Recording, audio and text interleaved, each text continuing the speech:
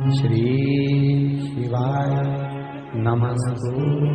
फोड़कर उसके अंदर का फल निकालकर उस फल को शिवलिंग पर चढ़ाकर 1 लोटा जल शंकर भगवान को समर्पित कर दिन होना चाहिए मंगलवार। कौन सा दिन होना चाहिए? जम के बोलो जरा, मंगलवार समर्पित करो। उसके बाद में आप विवाह के लिए अगर समर्पित करे हैं तो विवाह में देरी नहीं होगी।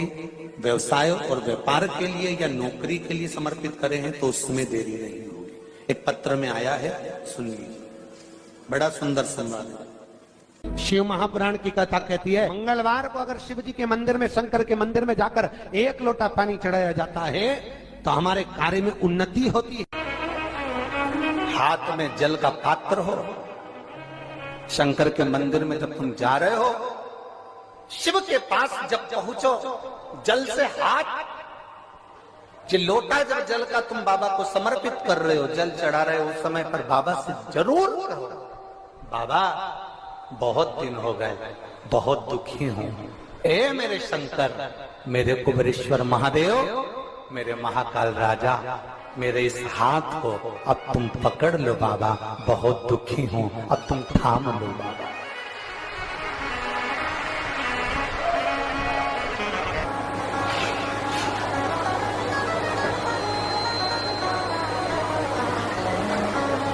शिव महापुराण की कथा यहां तक कहती है कि यदि आप कोई मंत्र, साधना, व्रत, उपास कुछ भी नहीं जानते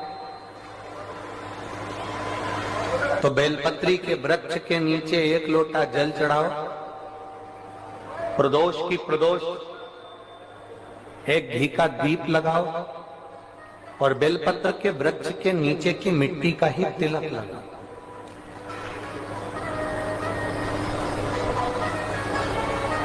बेलपत्र के वृक्ष के नीचे की ही मिट्टी का तिलक।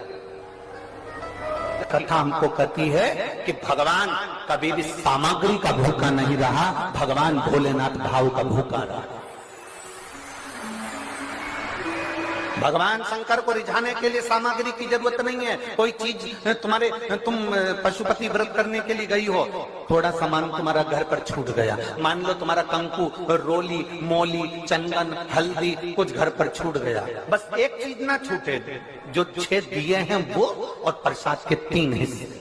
जो प्रसाद तुम लेकर जा रहे हो उसके 3 हिस्से करने का सामान वो छूटना नहीं चाहिए। बाकी का तुम्हारी मोली घर पर छूट गई, रोली घर पर छूट गई, चंदन घर पर छूट गया, अगर कगर घर पर छूट गया, कपूर घर पर छूट गया, लोटा पानी का घर पर छूट गया, कोई सामान तुम्हारा घर पर छूट गया, चल जाएगा, बिल्कुल चलेगा। तुम उसमें चिंता मत करना कि मेरी थाली में ये नहीं है।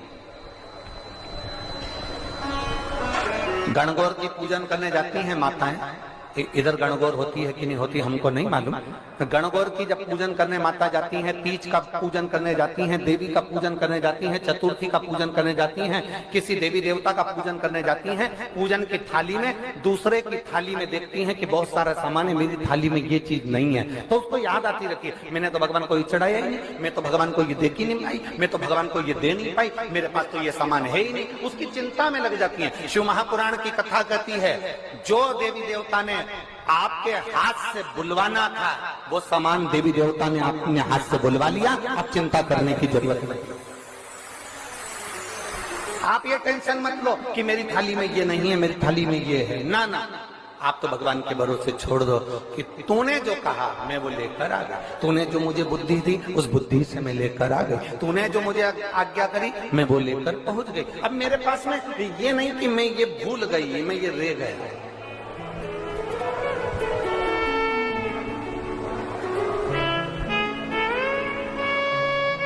महाराज कोई व्यापार नहीं चलता हो, दिक्कत आ रही हो तो हनुमान जी के दूसरे नंबर का भाई गतिमान का स्मरण करो, हनुमान जी के उल्टे पांव का सिंदूर लाकर गतिमान का नाम लेकर स्वस्तिक बना दिया जाए व्यापार वाली जगह पर, तो व्यापार अच्छा चलने लगता है। महाराज कोई व्यक्ति पैसा खा गया, नहीं दे रहा, बहुत परेशान हो गए, मांग मांग कर दे गए, नहीं दे रहा, हाथ जोड़ लिया, पांव जोड़ लिया, सब कुछ कर लिया, नहीं दे रहा, तो हनुमान जी के तीसरे नंबर का भाई रतिमान, रतिमान, गतिमान रतिमान, रतिमान का नाम लीजिए, पीपल के पत्ते पर लाल सिंदूर से जो व्यक्ति पैसा लेकर गया उसका नाम लेकर बहते हुए पानी में अपनी कामना कर रतिमान रतिमान का नाम लेकर छोड़ दीजिए। 15 दिन में रतिमान ऐसी उतावली मचाता है कि उसको हाथ जोड़कर वो खुद फोन लगाकर बोलता भैया तेरा मैं पैसा लुटा दूंगा। रतिमान का स्मरण किया जाता है। रतिमान, ध्यान दीजिएगा, पंचमुखी हनुमान का एक स्मरण, पंचमुखी हनुमान का एक भाव। महाराज जैसे बहुत ज्यादा तकलीफ अगर व्यक्ति को हो गई है, बहुत कष्टमय जीवन चल रहा है, हार गए हर जगह से और तकलीफमय जीवन चल रहा है, तो पंचमुखी हनुमान का एक शिव महापुराण का और स्कंद पुराण का एक बड़ा सुंदर मंत्र है। उस मंत्र को आप सब एक बार हमारे साथ में बोलें। ओम नमो हनुमते रुद्र अवताराय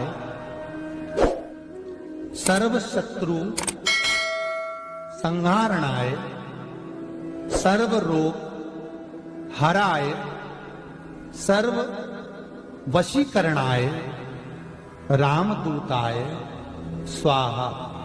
बस इस मंत्र को हाथ में काली तिल लेकर, एक जौ लेकर और गूगल लेकर, थोड़ा सा इसमें गाय का घी डालकर, कंडे को या अग्नि को जलाकर इस मंत्र का 11 बार 21 बार जाप कर कर अपनी कामना कर कर छोड़ दीजिए। कैसा भी रोग हो, बीमारी हो, कष्ट हो, दुख हो, तकलीफ हो, 21 दिन के अंदर वो आनंद आना प्रारंभ कर देता है। इस मंत्र, स्कंद पुराण का, शिव महापुराण का ये मंत्र मूल पंचमुखी हनुमान सुख देंगे। और एक और चीज याद रखिए हमारा, यदि कोई काम के लिए जा रहे हो, कोई व्यापार के लिए जा रहे हो या नौकरी करने के लिए जा रहे हो और लगी नहीं रही, बहुत तकलीफ पा रहे हो, सर्विस ही नहीं लग रही, बहुत कष्टमय हो गया, तो निवेदन करूंगा 5 पीपल के पत्ते पर बेसन के 5 लड्डू घर में बने हुए, गाय के घी के 5 लड्डू रख लो।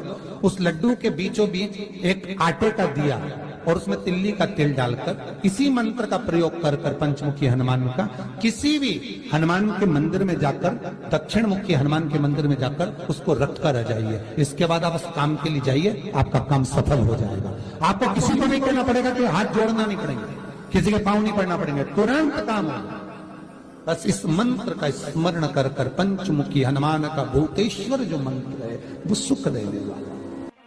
पूरी दुनिया का कोहिनूर हीरा है संस्कार, हमारी सभ्यता, हमारी वृत्ति। माता पिता कितने अरमान से पढ़ाते लिखाते हैं। 20 वर्ष तक माता पिता पढ़ा लिखा कर बेटे को राम बनाने की चेष्टा करते हैं। कितने वर्ष तक? 20 वर्ष तक। और 20 दिन की कुसंगति बेटे को रावण बना देती है। वो 20 वर्ष पर पानी फिर गया।